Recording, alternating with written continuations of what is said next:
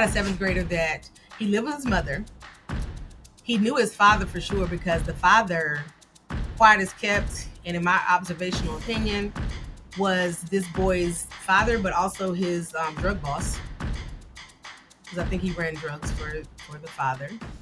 Have you ever met someone who could align your spine, teach a class, sing your soul happy, and still show up with snacks and sparkle like she's got a whole Beyonce production team behind her? Well, let me introduce you to my friend, Dr. Mariska Adams-Cadogon. Chiropractor, educator, worshiper, wife, mother, sister, and the one and only Nana to a set of twins who absolutely adore her.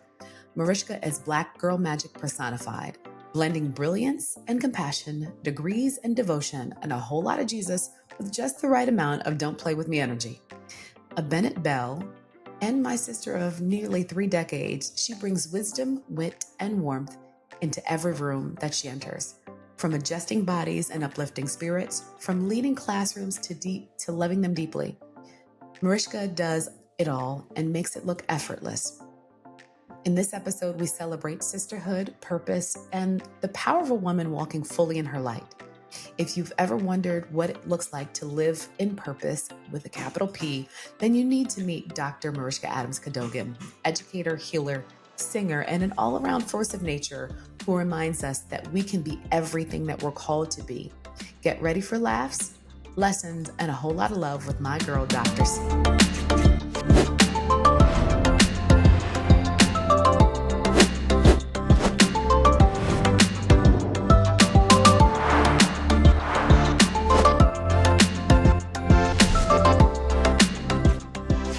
Dr. Cadogon. Hey, girl, hey. I'm so glad to have you on. You were probably one of the first people I told that I was going to have a podcast, and I was like, I've got to have you on. And so I am glad to have you. I'm glad to be here with you always. You know how much I love you. And we've known each other for 22 decades, 2.5 decades, for sure. Since 1997. I wasn't going to say it out loud, though. Like, I'm sorry. Go ahead and say it, girl. Because we look good, so. We do look good. We look great. We look good. So your career has been extremely interesting because I feel like you've mastered the pivot. So how does a biology major turned chiropractor get into education? A biology major turned chiropractor, get into education. So I think that I'll start by saying that I tell people all the time that your spiritual gifts show up no matter what your job is. And no matter what my job has been, I am a teacher. I am. And so that being one of my major spiritual gifts, it shows up. And I also am a seer and a healer. And that shows up whether my hands are touching you or not. That shows up in conversation. It shows up whether we're strangers or best friends. So when you look at the overarching gifts, then none of it is completely crazy. But on the level of everyday life, it probably doesn't make sense until you explain. So as a biology major at Bennett College, I actually was studying so that I could be a PhD. My scholarship, Minority Access to Research Careers from the NIH, actually was preparing minorities to be PhDs and be in research, so that we could have some folks there for representation. And I had this great scholarship, did a lot of traveling, and did a lot of lab work. And I found myself doing work that I always wanted to extrapolate to the human being. So I was at Wake Forest for a while, and I was doing research at Wake Forest that had to do with heart disease, that had to do with medications. And to me, it meant that it helped my grandma or people like her. It meant that it helped my neighborhood. It meant that it helped my peers to not have to go through what I saw my grandma go through. But in bench research, in that lab setting, you're not allowed to do that. You can only talk about the molecule. and what the molecule did and what you saw, but you cannot say what it will do in the future. You're not allowed. Um, Wake Forest was a time that I knew that I wanted to be a person who dealt with people, but it wasn't the way that I got to do it. Mm. So I spent 1 year in a PhD program doing beautiful work in the lab, but not mastering to their standard the classroom. Which, when I tell you this, and I think if people hear it, if this makes the cut, that a C in a class got me excused. So I failed one single test in a class called biochemical metabolism. And that one single test C got me excused because I did not have a 3.0. A 3.0 was a requirement, and that is what you had to do to stay. Now, it probably took me 15 years to not well up in tears to tell somebody that I was excused. You know, the first 5 years, I probably used some verbiage that made it seem like I just found out it wasn't for me. And then the second 5 years, I made it a joke and just said, well, when you get put out, you know. So, because I'm a person who likes to succeed. Well, I was so great in lab, and this is a real story, that the last principal investigator I worked for asked me, please not to leave. Don't leave. Please stay and work for me as a lab technician. And so I did. Um, I met a man, and that man lived in Charlotte and became my starter husband. So I had to, that's what I call my starter husband. So anyway, my starter husband lived in Charlotte, and we had this pact that we would both look for jobs. And the first person to find a job in the other city would be the one to move. In hindsight, I don't think he tried very hard, but the job that I found was teaching science at a middle school in downtown Charlotte. And so I moved to be with my future starter husband and got into education that way. One night we're riding along the highway, probably somewhere around, I don't know, 85 or something. We see the sign where there's a husband and wife chiropractic team. And he asked me if I ever thought about it. I'm like, nah, nope, never thought about it. Well, I decided to look into it, and I opened the phone book, age me, and there was a picture of this black lady who was just grinning in her white coat that she's a chiropractor. And I was going to go see her to meet somebody and understand what the field was about. But before I could get there, we had a car accident, and I had to become a patient. So I get there as a patient. She fixes me. I'm like, okay, this is it. I can do this. And I moved from Charlotte with my starter husband to Syracuse to go to chiropractic college, not because I wanted to live in upstate New York, but because that's where he was from. And I thought it would be nice for him to be back with his family again. Wrong, wrong, wrong, right? Yeah. So I love you guys, Browns. Anyway, so it was a terrible choice to go there for that reason, but the school itself was good. And I found myself really falling right into spaces, understanding things very well, enjoying my time there. And chiropractic became my thing. I released my starter husband before I graduated because I needed to get my name back. It wasn't working. So I released him and went about going into my chiropractic career. I went back to Danville, Virginia, and ended up opening a practice. All the whole time I was in Danville with my practice, my hustle was substitute teaching, and I taught college because I'm a teacher. And in chiropractic school, I was always a teacher assistant. I was always a tutor. And I worked for the National Park Service as a tour guide at the Women's Rights Museum. I'm a teacher.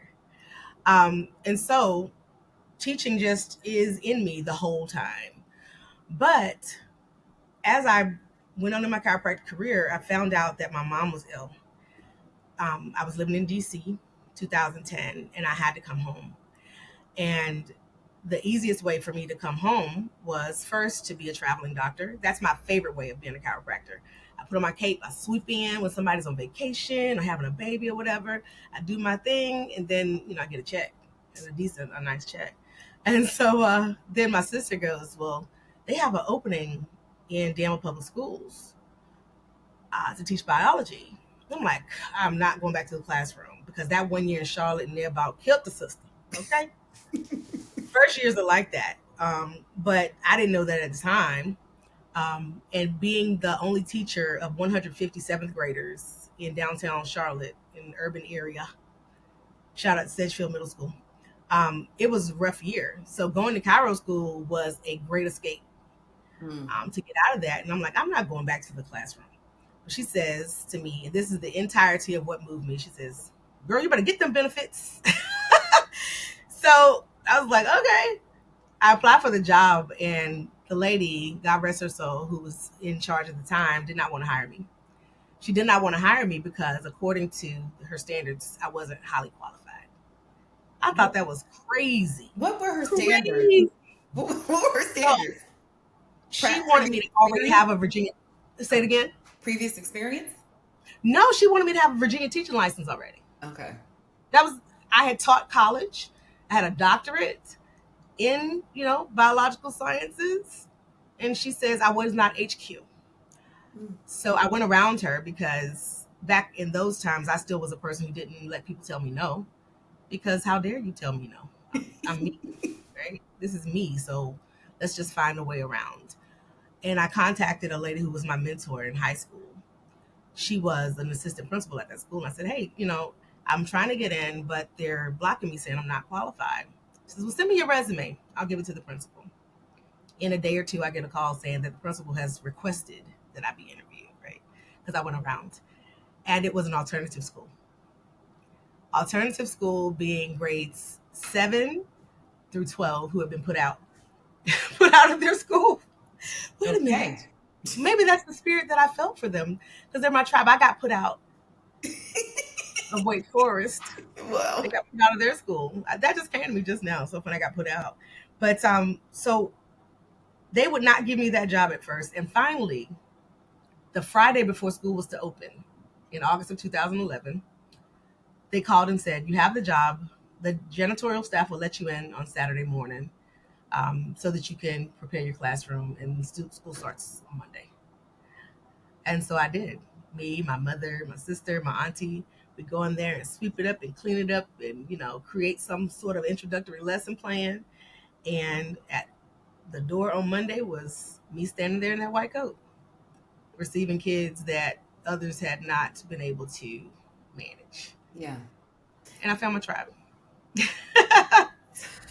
That is, again, such a varied set of experiences. I want to go back to chiropractic, your chiropractic practice. You were first in DC before Danville, right? No, I actually did Danville first. Okay. Mm-hmm. So I was looking for jobs in Chicago. That was my dream city. I wanted to live in Chicago. And one of my best friends, Katina, lived there. She was going to be finishing up law school, and we were going to be these roommates, Rhoda and Mary Tyler Moore, except black and brown. And we were so excited. But I went on all these, trips and went to go see people, and I just could not find a fit for me there. Yeah. So after graduation, my graduation was December 2005. I came back to Danville, and I ended up taking a personal loan from a family friend to start my practice. Yeah. $10,000. And I started the practice here in my hometown. And didn't you have a license plate that said something about crack? What was it? Backcracker. Backcracker. Yeah, BKCRKR. On the Mustang. Or is it Camaro? Yes, it was a black Mustang. Listen, y'all. I bought that black Mustang just before I left Danville to go to DC. I didn't know I was leaving. And it was a stick shift. And I went from, little town Danville, 42,000, everywhere takes 10 minutes, to traveling back and forth to a job that actually was 30 miles and took an hour and a half in a stick shift on 95. But it's good stuff because to this day I can eat a piece of chicken and put my makeup on driving stick shift. That's talent. That's talent. Okay. That's talent. But my first recollection of you having a major, I'd say, work issue was in DC. In DC, right? Absolutely. Yes. Well, actually, so in Falls Church. Okay. So talk to us about the bad experience, or at least the learning experience you had with that leader. So I worked in Falls Church, and I started there as a covering chiropractor. And in that position, I was being paid by the day. And she wanted to hurry and convince me to change to full time so that I could cut my money in half or worse. Um, so, people try to put together a package and show you how it's better. And chiropractic has a saying. They say chiropractors eat their young. And so when you Oh, come out of school, yeah, they eat their young. So they find ways to take advantage of your newness in their practices so they have more bodies for more patients, more cases, and paying you little to nothing, in a lot of places. I had somebody offer me $24,000 a year and a bonus package. Um, and I had left Charlotte as a teacher making 32. This is 2002 when I left there making 32,000. And then come after a doctorate degree, somebody's offering me 24. which is not a livable Um, wage anywhere. and you're trying to work to get this bonus, but bonuses are 52% taxable. And so it really doesn't make sense to do anything based on a bonus. Um, but fast forwarding to when it got funky, I will reserve names to protect the innocent and the guilty. But a thing that I have always dealt with is envy. So I will be working super hard to make the vision go that somebody tells me they want. Super hard to make sure that the people who they are serving, the promises that they have made are real. And once I do that, then I experience a lot of envy and I get backlash from doing what I was asked to do. Envy Um, from the person that has hired from the you to do this. bosses, Yeah. absolutely. Because they never want anyone to prefer me over them. For a chiropractic office, it is a sin for a patient to say, "Oh, well, Dr. Adams isn't there," when I'm not the head person, right? So I was Dr. Adams then. So, I actually had one doctor who appreciated it as a person who I went just to cover. He had special days just so that he could tell people it was going to be me because people would come. And so the person who I was working for started to get jealous and she started to remove cases from me as if I wasn't qualified for the cases to more or less promote her areas of expertise as she saw them. Um, yes. Go ahead, the question, because you have a question that's brewing. It's more of a, maybe it's a question. We'll see what happens. What I've noticed in coaching, consulting, Hmm. people who are highly technically skilled typically don't come with a high level of, I don't know, charisma and personality. Right. That's true. Like, you get them so deep in that expertise that to come up for air and actually deal with the humans that Hmm. consume the products and services is actually quite hard. I Right. would imagine that, because you show up so colorful, because you show up so grand, because you show up owning spaces, that's Hmm. hard for the people who you work with because they don't show up that way and they don't understand the secret sauce of the formula, the blood, sweat, and tears that it takes to show up that way. I agree with that totally. So it wasn't a question; it was a statement. But I agree with that statement 100%. Um, I think what they don't know is it's not easy being green. That's Kermit Frog. But it's not easy to be who I am to show up the way that I do.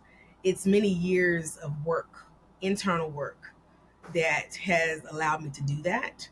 Um, and so I have survived a lot of things.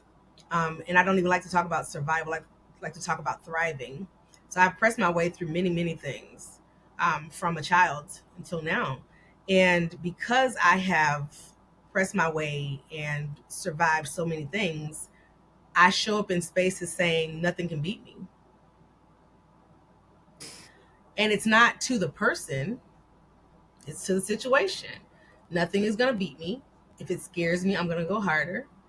If I feel in any way nervous or shaky, my mother taught me that shakiness is like fuel. When you get jitters, it's an indication that something good is coming. And so instead of being knocked down or put aside by the jitters, put down by the nervousness, I push harder to go through it because there are situations, but truly every day, you never get it again. And so if I don't take advantage of my situation today, tomorrow is never the same. And how can I allow nervousness or embarrassment or the possibility of what somebody might think keep me from doing the things that I think are best? Um, and so you cannot be jealous of what you don't know. Um, you don't know if it's recipe. You don't know what it took. And so that's why I'm not an envious person, because somebody can be right in front of me holding the Hope Diamond. And I'll be like, what did they have to do to get it? Who gave it to you and what do you owe? How long do you get to keep it? Is it cutting your hand? So, there's cost to everything. And so for that reason, I don't usually fully understand envy, but I do understand what you're saying about showing up and how people don't. But I always, in every situation, I'm always encouraging you to show up. I believe in 360-degree leadership. And so I believe that I can help everybody in every direction, and encourage them to show up like I do. But it But doesn't mean it works all the time. but I think part of the challenge that I find also is not just you being you or me being me, but Mm-hmm. it's also the lack of authenticity and willingness to have the conversation about the discomfort, right? So Mm-hmm. if I feel like, whoa, like we're doing too much here, here's what's needed, I can't come to you and say, hey, look, because I don't know how to articulate it. People don't know how to articulate their discomfort. They don't Mm-hmm. even know how to articulate or even have a self-awareness about why they're uncomfortable in the first place. And so they make it your problem, not theirs. Yes. And that for me is just, it's frustrating because if you knew how to put it into words, then we can have Mm-hmm. a conversation about it rather than you trying to scapegoat me about your own fragility. Right. Now, that particular place where I worked in Falls Church, that did not make me know we were done. That made me dial back a bit. What made me know we were done is when the owner of the practice blamed me for someone quitting who had not been doing their job correctly. So, because I corrected a person in their path and the person then quit the job, it was my fault. Were you their Even manager? after, say it again, Were you their manager? I was the associate doctor and this was a chiro assistant. So Okay. this is my assistant who I corrected, and the boss blamed me for the person leaving. What would have happened if you hadn't corrected them? It was a patient care issue. And so if you So hadn't corrected them, the issue would have progressed or they would have been doing things wrong Mhm. for patient care that would have then not allowed us to be progressing in the patient's wellness. So we're trying to get the person to a certain level. You're doing things wrong. I have to tell you that it's wrong so that you don't continue that. But also, I had to correct her not only on the thing, but also on her response, because she had a very nasty response in the presence of patients. Mm. So I had to correct her on that, pulled her aside. She tells the boss that I kept her from carrying on the schedule by pulling her aside to tell her about the behavior. Now, I believe in addressing things when things are in the room. I'm not going to come back and try to make you remember the situation. I'm going to tell you when I need to tell you in that moment so we don't carry on.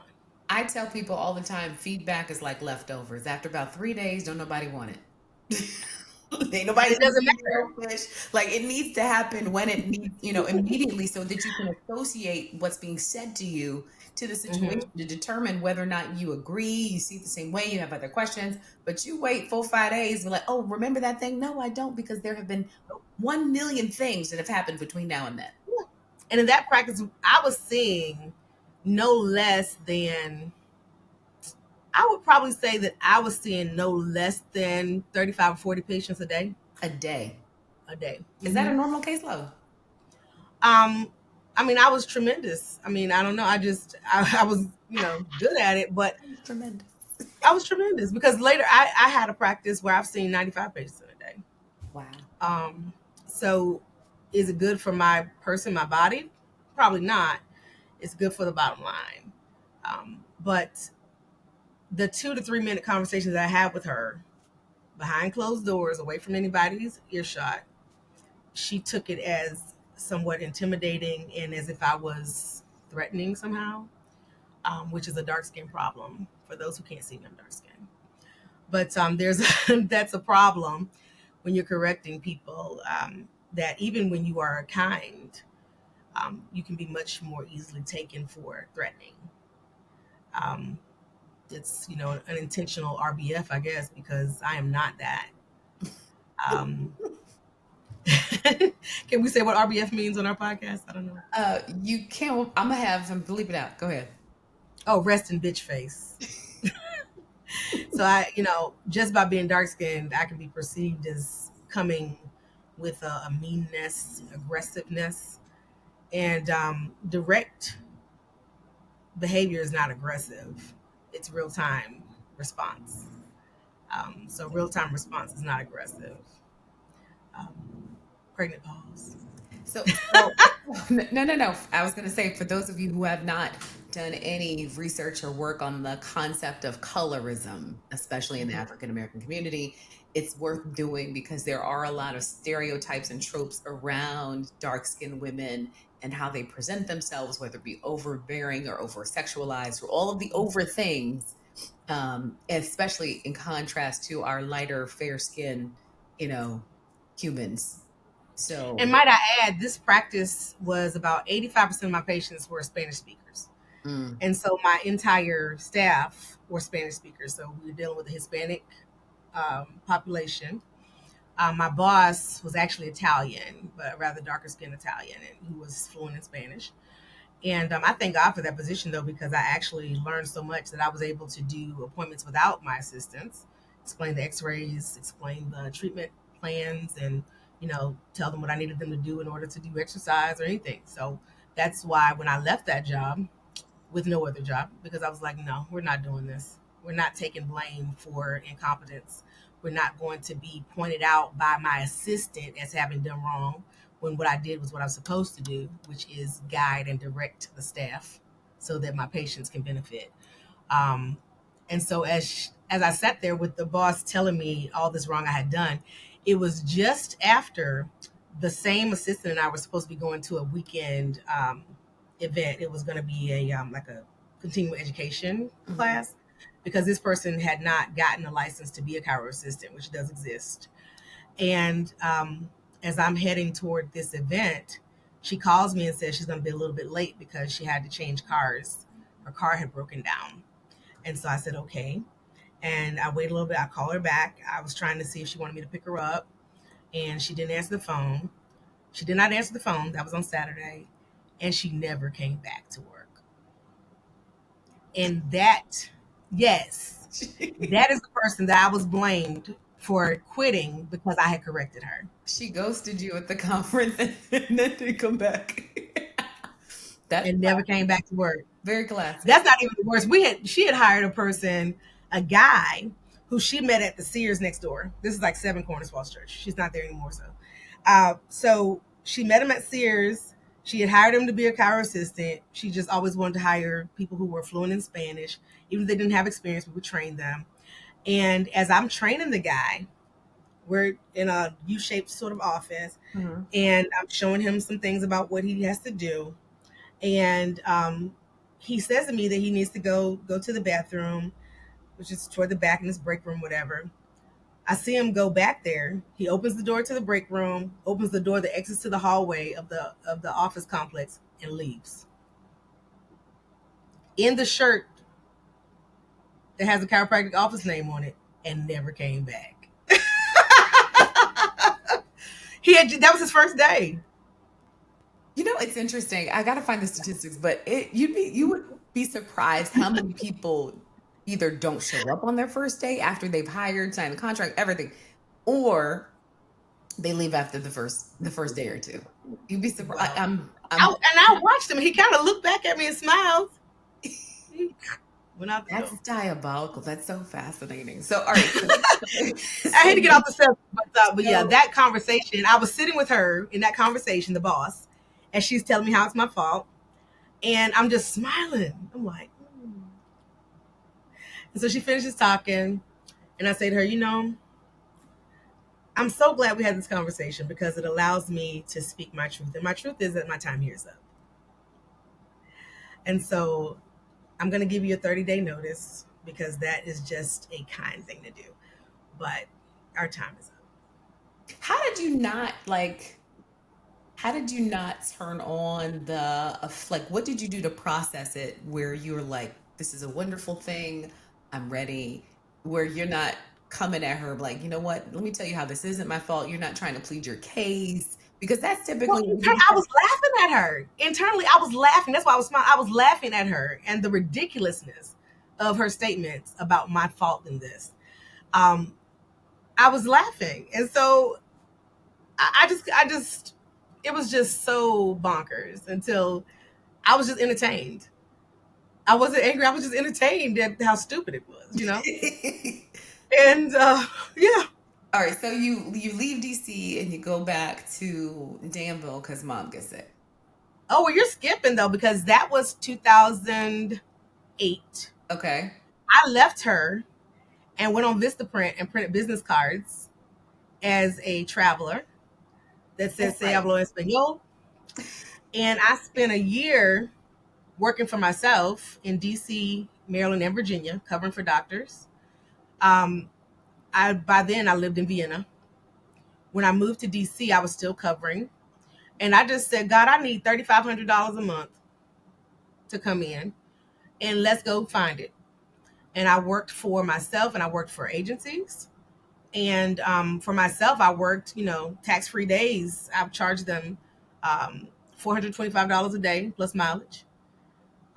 In half days, I would charge them $375, so they would pick up the full day. But but yeah, so I charged them.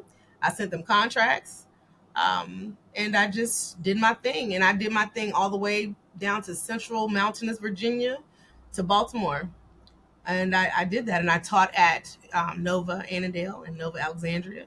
I taught biology there, and I just did it for myself. And I ended up working for a guy in Friendship Heights.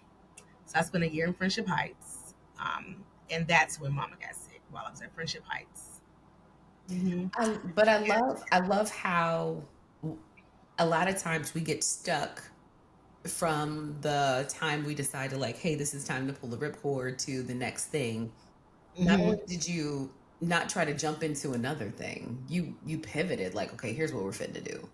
And I find many times that we get scared to do that thing, right? Because you knew how to do all of the things. You knew how to, engage with the doctors, get to the knee, and come in and come out.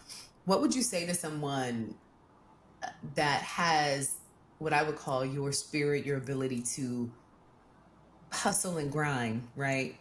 Hmm. And how you show up to be a plug-in for people? Because that's a very unique skill to be able to come in, make an impact, and roll out. Well, first and foremost, when you're plugging in for somebody, understand that whatever they do is what they do, and do that. Period. You can do it with your smile. I can't help but my smile. I can't help but my laugh, my jokes, whatever. The way that I am is not interfering with what I am doing. So when I look at the doctor's notes, when I talk to the patients, the staff, whether it be a chiro assistant that works with patients or billing or appointment coordinator, I am asking them questions about how they do it. I show up no less than 30 minutes earlier than the office opens. I used to do an hour, but people wouldn't be there. So I'd be sitting and waiting. So I started 30 minutes, and I come in and I get the tour. I talk to the people. And if you can possibly have a visit before you're filling in for whatever, so that you can just 15 or 20 minutes watch what happens. You don't even have to be walking around with the doctor. You can sit in the waiting room or sit in the jump chair, just to watch the interactions, what they usually do. And if you can have that visit before the contract is signed, it's awesome because they know that you're really trying to be there for them in the way they need you. And I was careful not to overdo, so that the patient wouldn't feel like that when I was gone, they missed something. I was also really good about encouraging them to trust their doctor's word. So whatever and whoever you're covering, when you see the notes, when the patient says, well, he says XYZ, like, well, XYZ is a great answer. I think you should go with that because they're looking for a second opinion, but I'm not a second opinion. I'm filling in. Mm-hmm.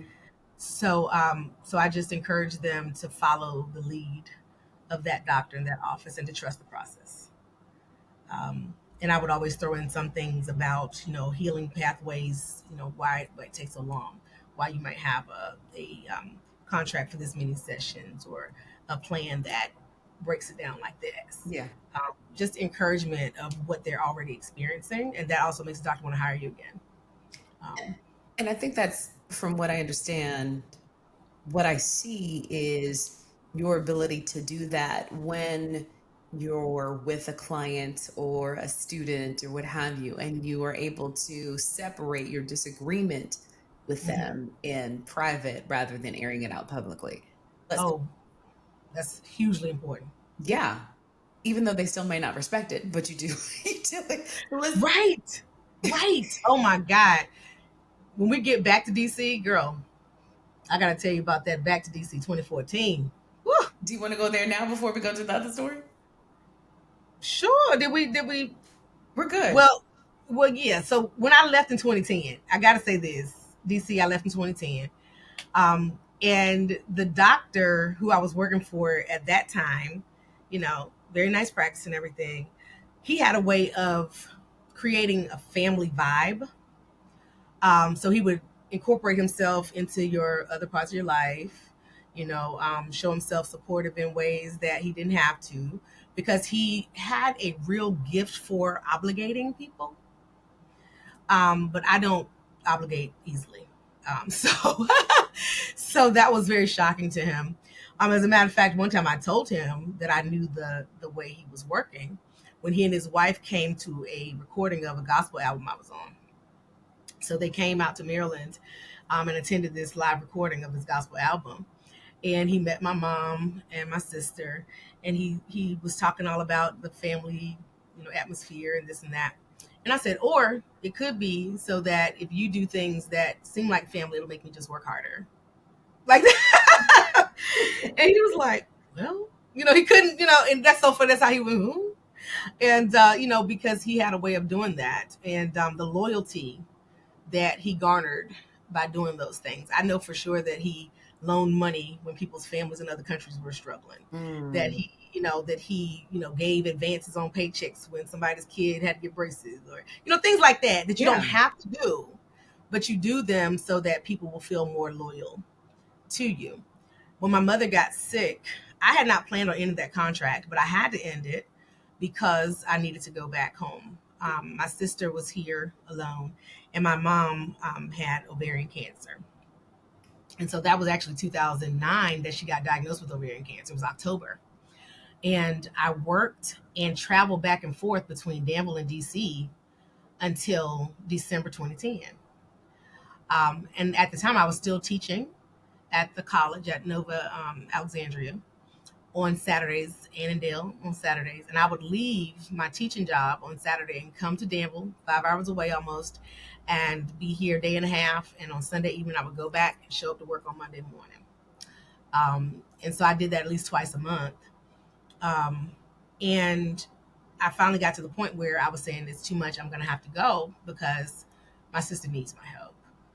So we have a private office conversation about how I have to break this contract. It was my plan. Mhm. Um, and what's funny is one time he even gave me a gift for my mother, because he wanted me to send it to her because when he had been sick and unable to move around a little bit, it helped him. And it was one of those grabber things, like you get trash. Yeah. So this grabber thing. And so he sent home to my mother this brand new and Small packaged handful. grabber thing. Yeah. He's helping me, because he wants me to be loyal. So, but anyway, I told him I had to go. And I told them in early November and gave, more than a month's notice. So he started this speech to me about loyalty. Yes, ma'am. And he was berating me about keeping my word, about being someone who could be trusted, dependable, and whether I was a person who was dependable, and did I just walk away when something was hard. I mean, he went in, honey. Cue the Godfather music. Honey. So when I tell you, then that conversation was, I was like, what? Now, what I was doing by leaving was loyalty in the highest degree. Um, so I said to him, I've heard all that you have to say. And I was angry, shaking. I was angry. I was angry and like trembling. And I said to him, no matter what you think of me, my loyalty will always be to God, my family, and myself. And work does not make the list when any of that is in danger. I appreciate what you have done. I appreciate your understanding. My last day will be, and fill in the blank. How was it like after you gave him that, that's Oh, silent treatment. really? He didn't even really talk to me after that. And because of the way he felt about me leaving, then I was getting gas all around. Like nobody wanted to appear to be supportive.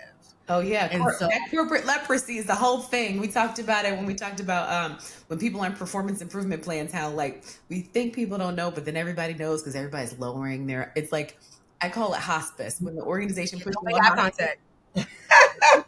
right? It's just like, oh yeah, she's in the room, like, and you're doing this death walk day in and day out, intentionally isolating you. It is. Yep. It's awful. Yeah. I mean, I had gone to work at that job in snow so deep that the only reason why I could make it to work was because I could ride the train, and all the train pathway was underground. And that's the only reason why I could go to work. Um, I bought my favorite city rolling cart. I call him Rollo.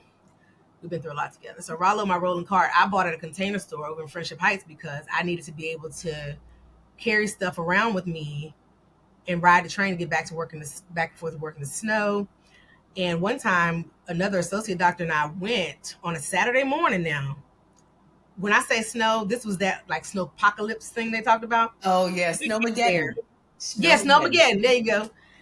We got there, and this associate doctor that was with me, he didn't live so conveniently, so he had offered to just get a hotel room near the office. The Grand Poobah, in his wonderful generosity, offers to pay half. You should have paid the whole thing. Just a little bit. Nobody should have to get a hotel to show up at work. For those of you who don't know what Snowmageddon is, definitely Google it. But it was circa 2009. 13, was it that? No, it's not 10, 2019, like 10. Listen, and within 4 hours, almost a foot and a half of snow dropped on the DC, Maryland area. I think it went all the way up to Philly. Like it was crazy. People were stuck in their cars. People abandoned their cars on the GW Parkway. Do you remember that? At the time, It was terrible. I lived in Bethesda. No, I worked in Bethesda. Mm-hmm. I was at the corporate headquarters of this company I was Lived working in Rockville. and lived in Gaithersburg, which is every bit of 6 miles. It took me 4 hours to get home in that snow. 4 hours to go 6 miles. It was horrendous. People died in Snowmageddon because the forecast said snow, but there was no way to predict how fast the snow came. So Right. I'm just earmarking the situation because it was Mm-hmm. the idea of like not helping you stay somewhere makes no sense because it took us days to plow out of that. Yeah. And so because I was on green and red lines, I was able to ride the train. Yeah. And then if I had to get out and, walk, whatever, a couple blocks to the office.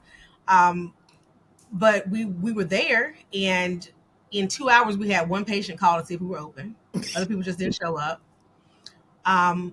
We call, the Grand Poobah or whatever, and he's like, well, if nobody came yet, I guess you guys can go ahead on and leave and like wait another hour and then go ahead and go. Thank you so much, sir. So kind and so generous. So kind. So let's fast forward. Let's fast forward to the first The first full-time educator position after chiropractic, because I remember those days. You Hmm. were excited. You were Yeah, super my excited. 2011. Yeah, so I that was the one where the lady didn't want to hire me. And I pushed in because I just don't believe in somebody telling me I'm not qualified when I'm overqualified. Um, and I found myself really reaching these kids because, quiet as kept, I'm super shiny, but I grew up in a bad neighborhood. So I shined up well. And I always say, I think people think because I'm super shiny that I didn't go through anything, but let us not forget that in order to be polished, you must be buffed and scratched and scraped. So my shine comes from a lot of experience. And the majority of the children that I was working with were in low socioeconomic situations. And I called them before Tyler Perry. I mean, he really owes me a check because I called them the haves and have nots. That's what I called my kids. And the reason why I call them the haves and have nots is because there were two reasons why my children ended up in alternative school. So their, nauseating behavior, ridiculous actions that happened. Some of the children were super bored because they're so smart, so quick, super bored. They found something else to do. Mm. And those are the haves. And then my have nots have deficits that they cover with bad behavior. So in order to keep from appearing stupid, they don't want you to think they're dumb or they can't do it. They just would rather be called bad. They're just bad, which is just not true. Sometimes those kids are really frustrated, and other times they just are diverting attention so that nobody knows how they struggle. So I had a seventh grade class. This was a block schedule. So we're talking a 85-minute or so class, 85 to 90-minute class. And so I had seventh graders in the morning, a planning period, and then two biology classes in the afternoon. My seventh grade class in an alternative school was 23 kids. So I got 23 kids that got put out from somewhere else. That's a lot of kids in general, yet let Hmm. alone a lot of kids who have challenges. That doesn't even seem manageable. Exactly. Exactly. And I remember so many of them, and I've run into them around town, that they have survived, they have moved forward. Um, Between that and my other high school experience, I have taught three murderers. So I have had three murderers that have been on the news for murder, chased down and, manhunt, bolo. So I worked with kids who were actually violent um, for whatever reasons. There's always a why. So I never judged the behavior. I wanted to know why. Um, I had a very smart child. I'm going to call him Antoine. Yeah, let's call him Antoine. I had a because that's not his name. So he was so smart, but he had a very difficult time dealing with um, transitioning, Mm. changes, anything that was not steady. If you did not keep your word, and it did not show up as sadness, it showed up as anger. Anger that also showed up in his physical body, like he locked down, you know, Yeah. that kind of thing. I had girls in seventh grade turning 14 years old that asked me if they could go to the bathroom because they forgot to take their pill. But don't worry, it ain't no crazy pill or nothing. It's just birth control. In the seventh grade. In the seventh grade. Uh, in seventh grade, yeah. And I actually had a set of twins in that class. Um, Fraternal girl twins, and I ran into one at KFC very recently. Funny enough, we called them both Keisha, and they don't mind me saying that because I love them to death. We had LaKeisha and Takesha, but we called both Keisha, and somehow they knew who you were talking to. It's so funny because when I think I'm like Keisha, Keisha, but they answer when you call them. Though my first seventh grade class, I had a little boy in there that was enamored because my house smelled good. He said, "Your house smells good." I said, "My house?" Like, I was like, "Oh, it must be my Bath and Body Works or something." He's like, "No, I can tell it's your house." He's like, "Your house really smells good. It Oh, must be so nice." oh, wow. Um, and I'm just, pulling ones that are that first seventh grade class. One of my murderers was in that class, and he was one of the best kids. I just loved him. He was so agreeable with me, anyway. He's the one who taught me that tax season is better than Christmas. Love him. Um, and he inspired me with that because it actually helped me to teach my high schoolers graphing based upon tax season. Mm. So I taught them about an increasing trend in tax refunds based upon how many children that you would Hey, claim. that's one way to do it. So let me ask this question. You, I've been talking to people about the trifecta of challenges that educators have Hmm. in doing your job. The trifecta of what I call the trifecta of bad bosses. It's the administration on a state scale, right, or federal, whatever. Then you've got the local administration in your school. Then you have the parents. And it could be a quadruplet if you add the kids sometimes. I have not yet gotten anyone who's like, yeah, it's the kids. It's like they're most of the challenges I've heard have been about Hmm. the administration and the parents. Would you? Yeah, we can talk about that because sometimes it is the kids, Okay. but the reason it's the kids is usually the parents. Say more. Um, yes. So there are parents that have grown tired of correcting. They have given up on having the discussions to push the children into submission, if you will, to do the things that they need to do when they need to do them. Um, Doing what we have to do now so we can do what we want to do later. They don't Mm, teach them that. Shout out to Great Invaders. But great movie. we, yeah, we cannot see a child without seeing the parents. There are exceptions to that. Mm, We have parents that are actually grandparents. We have parents that are adoptive or parents that are doing fostering. We have parents that are siblings, cousins, and aunties. The nuclear family is a complete farce in our world today. It does not usually exist. has it In ever the existed in your perspective? um, it has existed, but still not in the not at the level that people tried to make it seem. The Dick and Jane and mom and dad era was still a lie. Um, my mother grew up with both her parents, but my mother's mother was her dad's third wife. She had siblings that were older than her mother. Yeah. So she lived in a nuclear household, but you Yeah. know. My grandmother had my grandmother, my mother-in-law. My grandmother was Hmm. the last of 11, I believe, 11 Hmm. or 12. Yeah. Her mom died when she was little, so the sisters took turns raising her. My mother-in-law, her mom died when she was little, so she had to live with a bunch of different people. Like it's just Hmm. it's an interesting thing that we probably don't discuss enough how many people don't have the proverbial classic form of a Hmm. household. Right. I had a seventh grader that he lived with his mother. He knew his father for sure because the father, quiet as kept, and in my observational opinion, was this boy's father, but also his drug boss, because I think he ran drugs for the father. The mother had no parenting skills with him whatsoever. He was 12. He was a true seventh grader who was actually very smart and did most of the parenting for himself.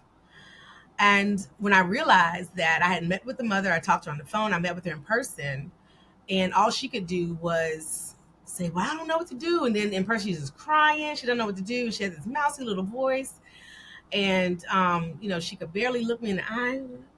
I said, "Oh, this kid ain't got no parents." So I need to deal with him as an adult. So that's a great example of the kid being the problem, but the kid was also the solution because the Yeah. parents were not the solution. They were the bigger problem. Um, so that particular child would miss days and days of school.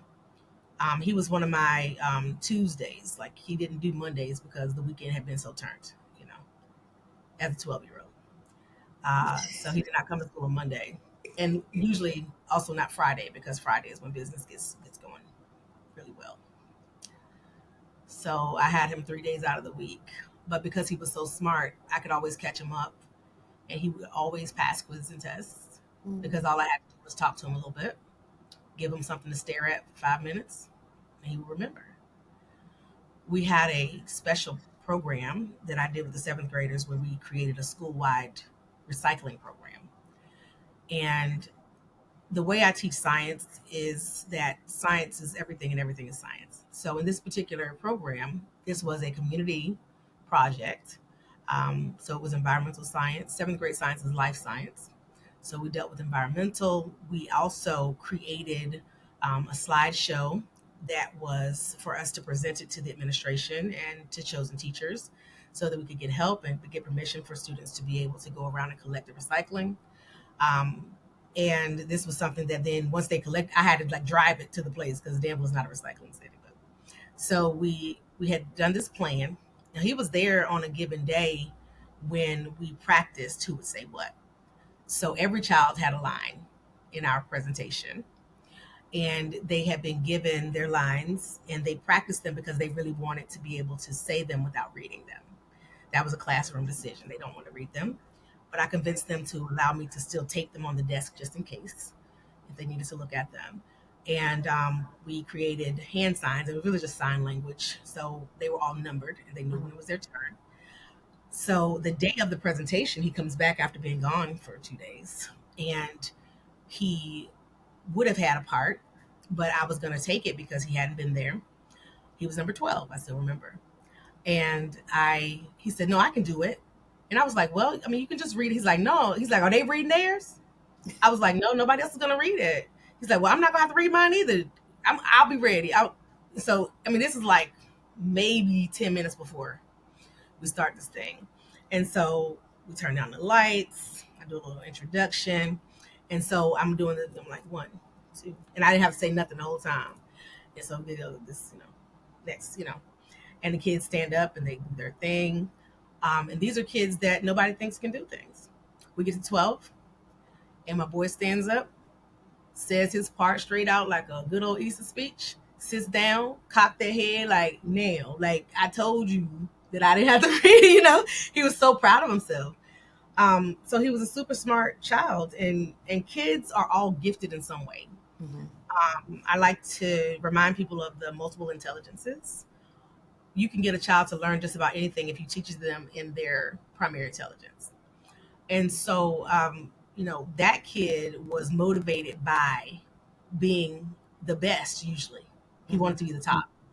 He wanted to look the best. He wanted to be the best. He had a whole sleeve of tattoos, girl. This is a 12-year-old. Who was getting? Yeah. Okay. Don't worry about it. He had I'm not even going to ask the question. baby. So, I love him so much. I'm really working hard not to call his name because I know my kids. no. I love that. So I still want to know who gave the baby tattoos, but that's the conversation for another day. Tell me about the kinds of things that you had to deal with when it comes to leaders not understanding your superpower of discerning the needs of the kids and being able to create audibles, right? Because what I know of you, so I'll preface my very loaded question with the fact that I have seen you come up with the most creative ways to solve problems because you are willing to kind of, leap over a tall building, right? And I also know that that's caused you some trouble with the people that you work with, right? Where they're like, well, we don't do it that way. Or like, yeah, but it's getting done. And your way wasn't getting like talk to me, especially on the alternative school. So in the alternative school, remembering that one of my mentors was an administrator, so she was super supportive, but in a way that she was impressed by the differences. I remember one of the first times she was impressed was because we had like crazy outfit day or something. There was a spirit week, and so my crazy outfit had like multiple prints. Like I had all these animal prints, and I had like flowers in my hair, like fur earrings, and like this whole thing. I have a picture of it where I made the outfit into a lesson about organisms.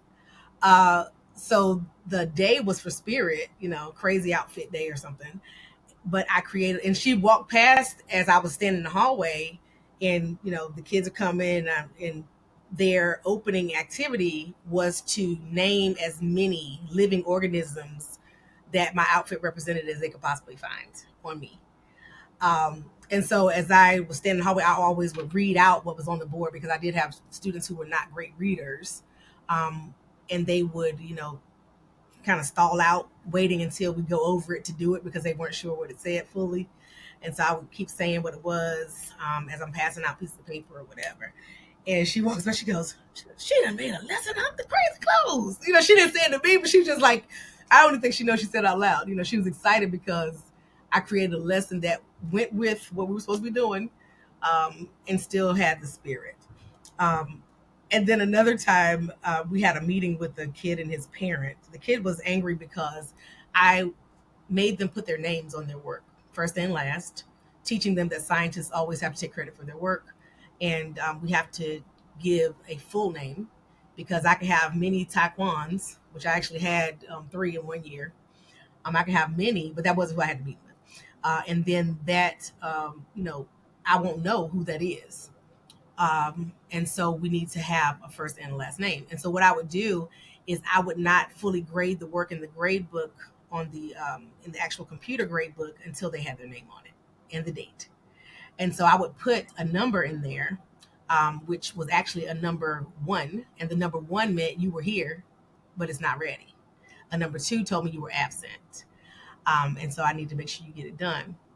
Well, he was so angry with me, that boy, that he had his mama come down there. So we had this whole meeting, and all I needed him to do was put his name on the work so I could change the grades. He was so angry, girl, until she actually took him out of the class because he could not find himself to let go of the need to be right and make me wrong. So, and a lot of the work had no name on it. It was no name. I just knew it was his because his handwriting. Wow. So I knew it was his, but it didn't have any name on it. So he was so mad. She's like, you'll just have to take this class next year because you're not ready. So she put him in something else.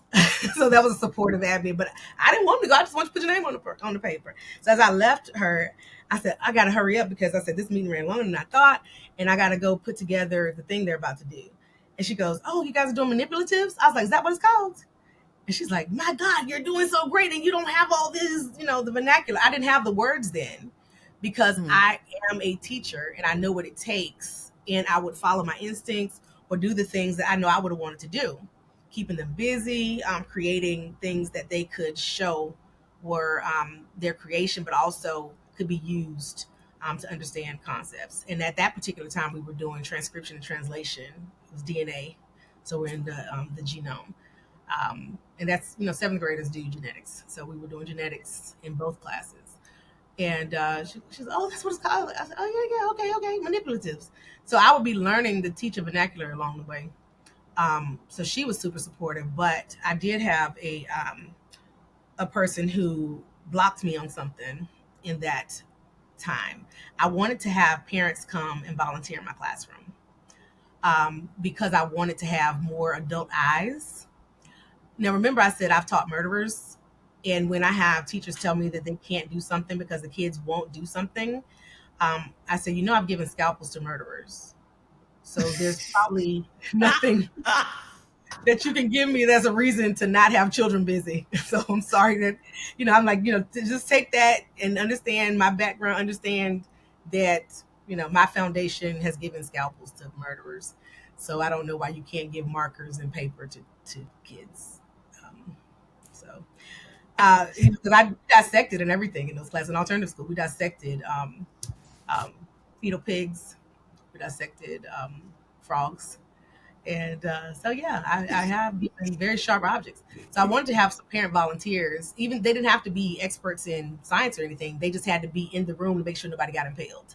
Yeah. With section pins or, things like that. And so I thought it was going to be so great because I had some parents who were really awesome parents.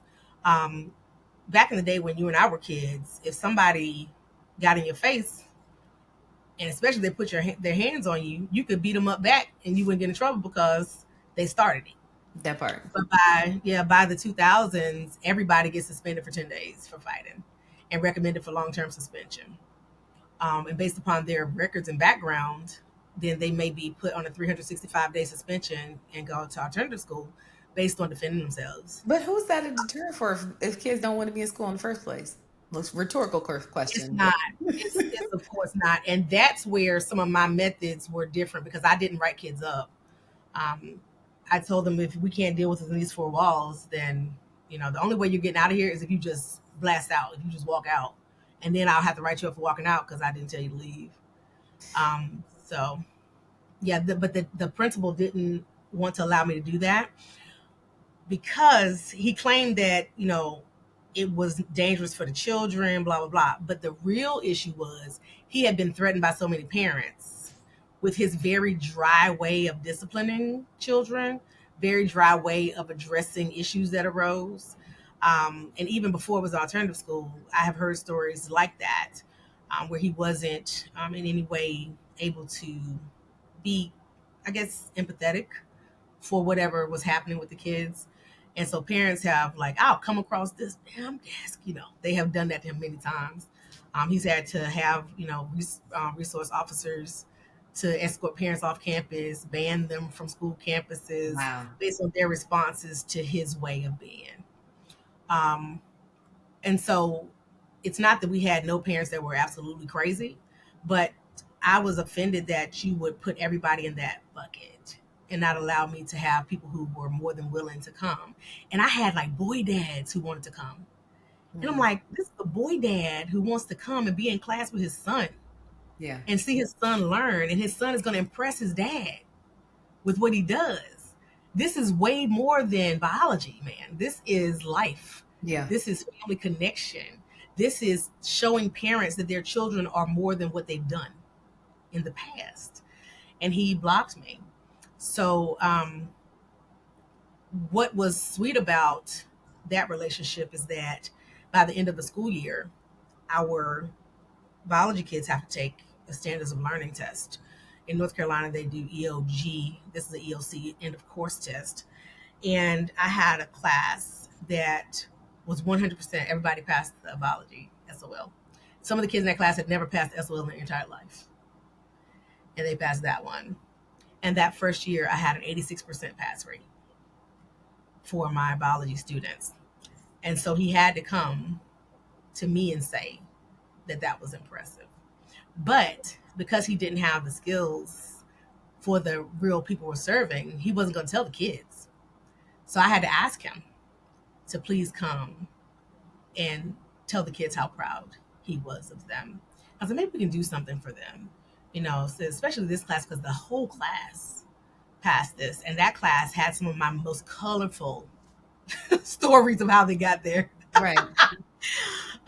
And so I really did that to him in the hallway and ushered him into the room to prompt him to say he's proud. And so the biology kids both, like, they got a pizza party. He paid for this pizza party for them. And I think that was the first time in his tenure there that he had actually done something, a reward from him to the students, and not some program that didn't work. We had this thing where kids could earn these dollars, but some of my kids were like, they were intimidating teachers into giving them the dollars, so they could go to the little store and buy the Snicker bar or whatever. So that stuff did not work. The PBIS, the positive behavior intervention systems or whatever. Yeah. It doesn't. So So yeah. let's fast forward from there to you leave the classroom and go into administration, which I know was important to you, especially because you had got your third degree. Is it the third or the fourth one? The degree from Liberty. I forgot. I don't know. Oh, the Liberty. Now, the Liberty degree, I actually started while I was in the alternative school, because when you come in as a lateral entry person here in Virginia, you have to have 15 credits of education courses, but 30 is a master's. I was like, why would I get 15 floating credits when I can do 30 and have a master's degree? So that was that. So I did get a master's of education while I was working in alternative school. Um, when I was finishing, I finished it up, and then I went to graduation. By the time graduation came, I was already gone to DC again in 2014. But the administration was an addendum. So I went to a program with Longwood University and did a certificate program with them that was Saturday, all day Saturday school for many, many weekends over a year, and then also 320 hours of volunteer administrative work.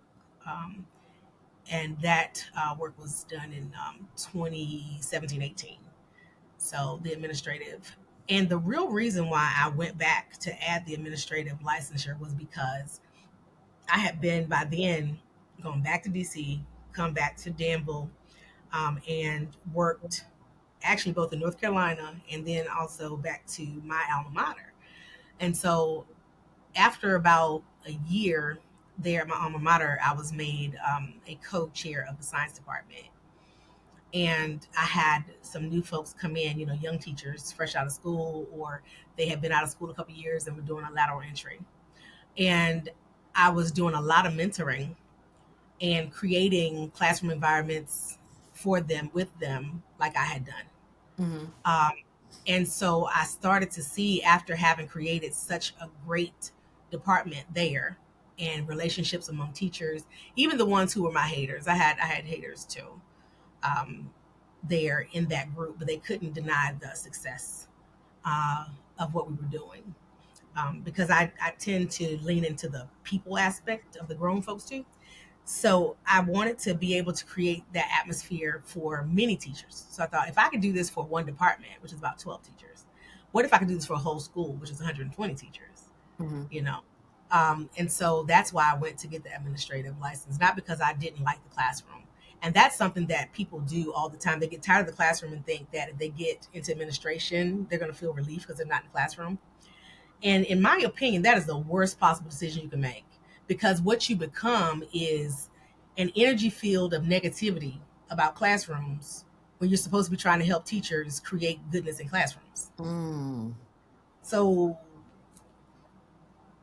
how they do that? You know what I'm saying? Where they do that at? So I left something because I hated it, and now I'm trying to make you do good at it. So, because it burnt you out. So talk to me. yeah, What for sure. lessons have you learned about both the system and yourself being in administration? Some people look at the classroom and admin as if they are in concert with one another continuously, and they are just not. There are so many things that have to be handled administratively that really have nothing to do with the classroom at all, that have nothing to do with the individual children at all, um, such that it is a very difficult thing to manage, to balance that. And so, even talking about that alternative school principal, I can understand how he could lose sight of the service. Education as a entirety is in a service profession, and for those of us who forget that, it really breeds a well fertilized plot for growing disdain, Yeah. for being angry at what you have to do, for being mad at how things turn out, because you're going because it serves you, or so you think, because you get paid to do it, because you have prestige to do it, but you're really there as a servant. Um, and so when people forget that, it makes it very difficult to keep the connection to the kids. And so for me, in conversations, some of us, we say, well, we went to the dark side, we do admin.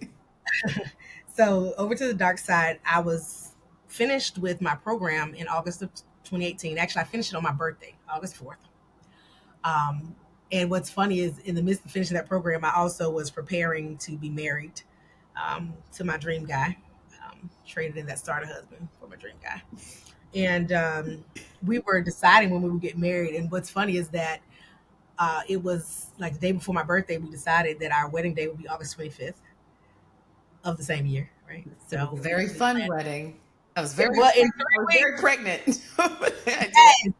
My husband put you in a big chair. He's like, she can't sit in that little chair. So she and Khalil came to my wedding, and later on, Khalil goes, "I could have played for you." He was so hot. He was so hot. Yeah, but I mean, that was not something that was No, important. no, So my whole wedding was $1,500. So talk about, so she not only lended her ingenuity to her her profession, but it also showed up in her wedding. It was beautiful. The food was amazing. He still talks about that food. My husband still talks about the food from your It wedding. was good, It was good. girl. And he's It was always, good. anyone who listens to this and knows him knows that he's always grading the wedding by the quality of the sermon in the wedding and the quality of the music. Like, and I'm like, but it's not your wedding. He's like, yeah, Girl, but I could have did that for them. He gets mad. I know that's right. Well, he never tell. What did he think about my Uncle Keith's solo? I don't remember. I have to ask him. Because that was not my idea. It was my sister's idea to have him sing that solo, Oh Lord. and I have to think of what it was. We gonna cut this out so she don't tell the Yeah. whole world that she didn't like her Uncle William song. No, I did not like it. It wasn't my idea. Oh, okay. I just can't remember the song title right now. Okay. But that's because there's menopause. You can leave it in. Listen. So go back. So we'll cut. Going back to, you were about to get married. Yes. And so I finished the program. The point is I finished the program in 2018. And when I go back to my school, then I'm applying for jobs within my same district. I'm being overlooked. And this is a great point to bring up for this particular podcast, because that's then your district administration, which is completely a different administration now today, completely different. And but I was being pigeonholed, basically kept in place because I was doing so well, right? So people should remember that systems are not designed to support and grow individuals.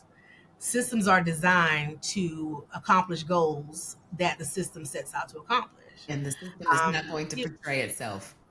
Right. And those goals are not created by the system itself, in this case for schools. Those goals are created by the state government and created by the federal government, which are so far removed from the actual systems. Realizing that in Virginia, your school systems are based upon your municipality. And so every city is going to be different. The county is different. My district sits in the middle of a county. We're surrounded by a county on 3 sides, but the county has its own school district and we have our own. So the goals that we are trying to accomplish are not going to support individuals and their goals and their ideas.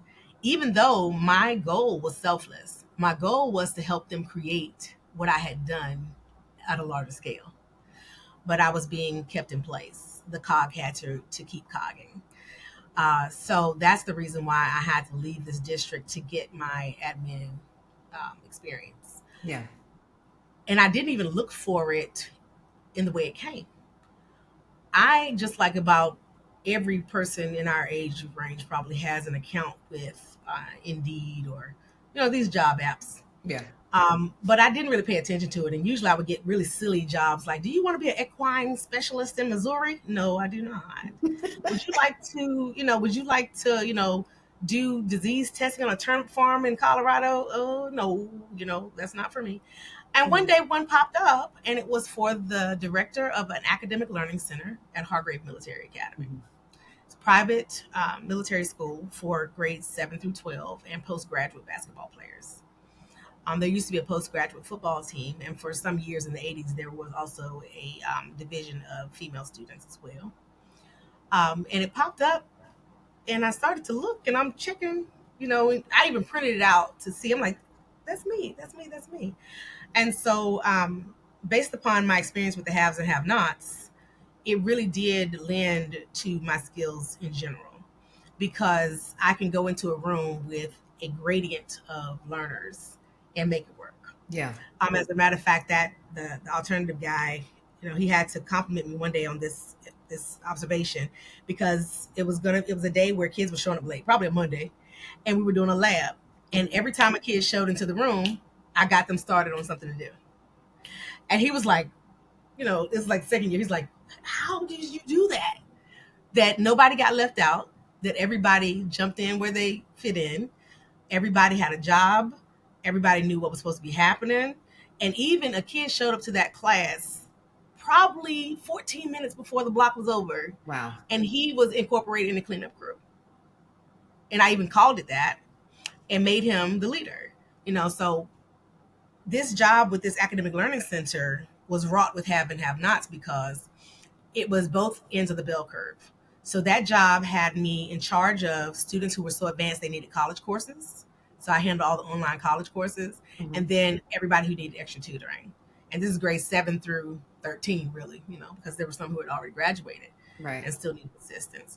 And so I went to interview for the job um, after having done a virtual, because this is 2020. So we're dead in the middle of pandemic. Mhm. I had had major surgery, had a total hysterectomy in March of 2020 during the pandemic. And this is July when I go to this interview. And I get the job, and I had to tell the school that I'm leaving. But the reason why I had to go is because, to me, a credential goes stale. So if anybody is listening who has a credential in anything, if you've earned a CPA, if you've learned a certificate to assist the horse trainer, if you earned a certificate to, set up the lunch service at a restaurant, my aunt had to do a whole certificate to set up breakfast at Best Western. And it was an online class. You had to know what to put the yogurt on ice, how long it could stay out, and all these things. If you've earned anything, don't let it go stale, waiting Yeah. for your current situation to change, waiting for somebody to recognize you. Sometimes people have to miss you to appreciate you. I know that's right. So I had to walk away so that I would not have wasted 320 hours of volunteer service, probably 24 credits of coursework, various papers and projects, let it sit on the shelf waiting for it to go stale. Because after time, if I had tried to leave this district after many years, I'm sure an interviewer question, whether it be out loud or in the back of their mind, would be, well, why didn't they give you a job? There must be something wrong with you Right. if your own people didn't give you this job. So why should I hire you if your people who have worked with you did not hire you? Hey fam, it's me again. Listen, this is the end of part 1. Our conversation went so well that we had to break it up into 2 parts. So I want you to go ahead and join me over in part 2, where Dr. Cadogan and I are going to be talking about everything from bias and betrayal, how to listen to your body and why you should be listening to your body and the things that it's telling you.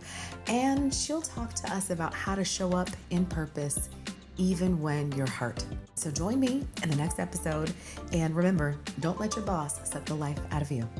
Today's episode is brought to you by Natalie Parker Enterprises, where we shape the future and unlock potential by helping organizations and people work together to do good work.